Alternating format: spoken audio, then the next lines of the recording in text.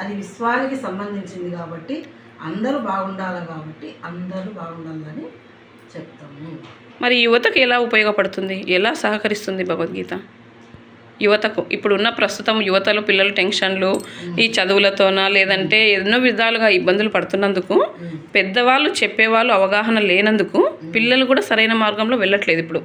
మరి అలాంటి పిల్లలకు ఈ భగవద్గీత ఏ విధంగా ఉపయోగపడుతుంది? భగవద్గీతలో ఉన్న శ్లోకం బుద్ధినాచ ప్రణశ్యతి అని ఒక శ్లోకం ఉంది కదా, ఆ శ్లోక సారాంశం ఏమో తెలుసా? మనకు ఒకటి కోరిక పుడుతుంది. ఫస్ట్ కోరిక తీరకుంటే కోపం వస్తుంది, కోపం ద్వారా క్రోధం వస్తుంది, క్రోధం ద్వారా వాడు చేసే పని ఎటువంటిదనే తెలుసుకోలేరు.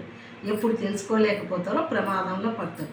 అది జరగకుండా ఉండాలంటే మనకు కొంచెము మెదడు అనేది ఆలోచన అనేది సక్రమంగా ఇస్తుంది. అందుకని బుద్ధినాచ ప్రణశ్యతి శ్లోకంలో చెప్పినారు సారాంశం.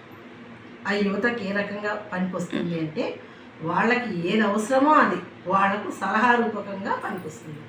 అందుకని ఇప్పుడు స్కూళ్ళల్లో క్లాసుల్లో సబ్జెక్టుగా ఇచ్చేస్తున్నారు. ద్రౌపది కళ్యాణం అని, సుభద్ర కళ్యాణం అని, సీతా కళ్యాణం అని, భాగవతం అని, ఇవన్నీ పురాణాలు ఎందుకు ఇస్తున్నారు అంటే వాళ్ళల్లో ఉన్నటువంటి మేధాశక్తి కోసం. బుద్ధి చంచలమైనప్పుడు వాళ్ళు తప్పుదారి పట్టకుండా వీళ్ళందరూ కష్టాల్ని అనుభవించినారు కదా, మనం అనుభవించే కష్టం ఎంత, ఇది ఘోరంత కూడా కాదు అనే ధైర్యం రావడానికి కోసం చదువుకోవాలి. మానసిక ధైర్యం పెంపొందుతుంది. థ్యాంక్స్ అమ్మా, నువ్వు చెప్పిన చాలా విషయాలు అందరికీ కూడా ఉపయోగపడే విధంగా నా సందేహం అన్నది తీరింది. ఎంత అవసరమో భగవద్గీత అన్నది నాకు ఇప్పుడు బోధపడింది. థ్యాంక్స్ అమ్మా, థ్యాంక్ యూ వెరీ మచ్.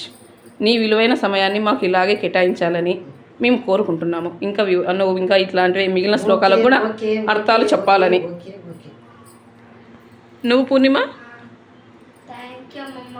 నాకు ఈరోజు ఒక శ్లోకం అర్థం మొత్తము తెలిసింది. అలాగే కురుక్షేత్ర ఆ యుద్ధంలోనే ఎందుకు చేసినారు యుద్ధం అనేది, అక్కడ ఆడ రాజ్యం ఉంది, అక్కడ దేవతలు ఉన్నారు అనేది, ఇన్ని విషయాలు నాకు తెలిసి ఒక శ్లోకం నాకు కంఠస్థమైపోయింది.